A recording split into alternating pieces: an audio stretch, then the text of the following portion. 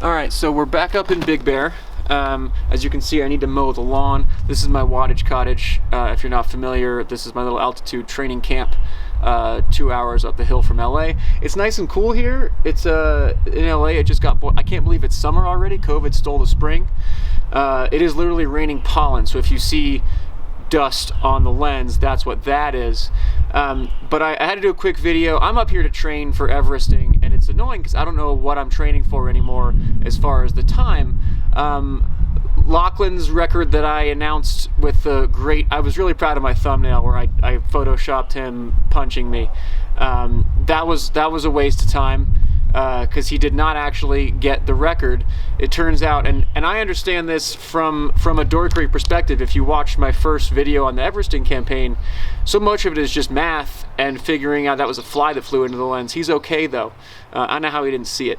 But so much of it is just figuring out the climb and how many laps you're going to do, and when you zoom in on the Strava data. So what happened with LACHLAN and what could have happened with anybody if you're doing your own Everesting attempt. It doesn't really matter if, respectfully, if you do one and you fall 6 feet short, I'm just going to give it to you. I'm just going to say you did enough. But now that like the Everesting record is a thing, if you're going to get a record, you got to do the whole thing. You can't go and run a 345 mile and it's actually 0.97 miles. Doesn't work that way.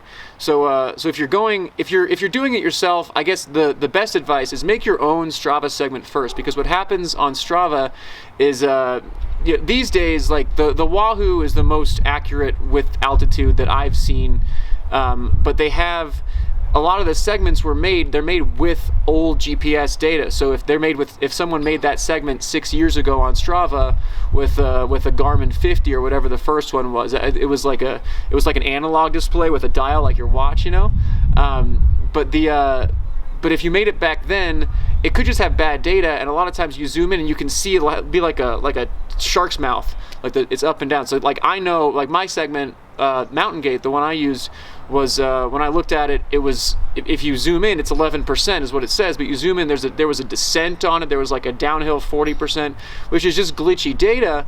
For me, I got lucky because I have this GIS company as my title sponsor. My guys analyzed it to the decimal of a foot, so I knew it was perfect.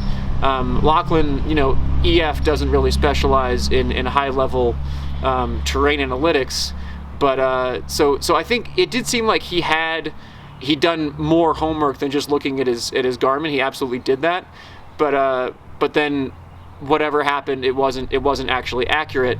So he tried to verify it and ended up falling short. And the thing is, so his actual time was the time that he announced was 7:30, something like that. Had he actually done the full distance, he was a full 2 laps short.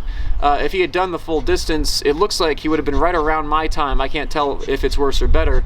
That doesn't mean he couldn't go faster. You set your own pace on this based on what you think you can do for 7 hours and the goal time. For me, and this is the reason that I think I can go faster. When I attempted it, at that point, like the 4-minute mile for Everesting was 8 hours. Like no one knew if you could go sub 8. So I kind of paced it with, I'm going to see if I can go sub 8, and I did. And now it seems like that was a year ago. Anybody can go sub 8. So now the new pace, as that ceiling goes down, you sort of figure out how to pace it. But LACHLAN was looking at from the beginning, like I got to do laps in this time, and I'm going to stick to it. In the data, he did. I looked at his power file. It did look like he was hurting at the end for sure. You can't fake that. But I'm confident. And I mentioned LACHLAN in a previous video as a guy who I think could break this record. Keegan is super good, is one thing. So breaking Keegan's record is definitely legit. But I do think LACHLAN's on the short list of dudes who are capable of that. And I hope he tries again. I hope he doesn't get too busy. I'm out here training for mine. I got a couple other segments I'm not going to share because I think a lot of the potential here is getting the right hill. So I've got these guys analyzing a few more segments. I'm going to go recon some myself in the next couple days. There's some that I can kind of drive through, But I'm up here in Big Bear training for it, and mostly I'm gonna wait for my attempt. I'm gonna wait until these racers are back racing. The main message here to the cycling community is that racers should stay off of Everesting, just like they should stay off of Strava. Pros have no business in stuff. This is the domain of the dorks and the amateurs. And I think Everesting, part of why Everesting took off initially wasn't the record thing. It was people who wanted to challenge themselves and didn't really feel like race. It was kind of an anti-race concept. And here we are. The racers have ruined it once again. I had my part in ruining Strava, and the racers have ruined gravel. Everything is ruined by people who are better than us is the main thing. So anyone who's better than me is not qualified to Everest is how I kind of see it. Keegan's a mountain biker, so he shouldn't qualify either. I say you flag that shit. But up here training, I'll do updates on what the training looks like, and more fun stuff to come. I think I have to do Everesting updates every time something goes on now. Forgive me, but I'm just not.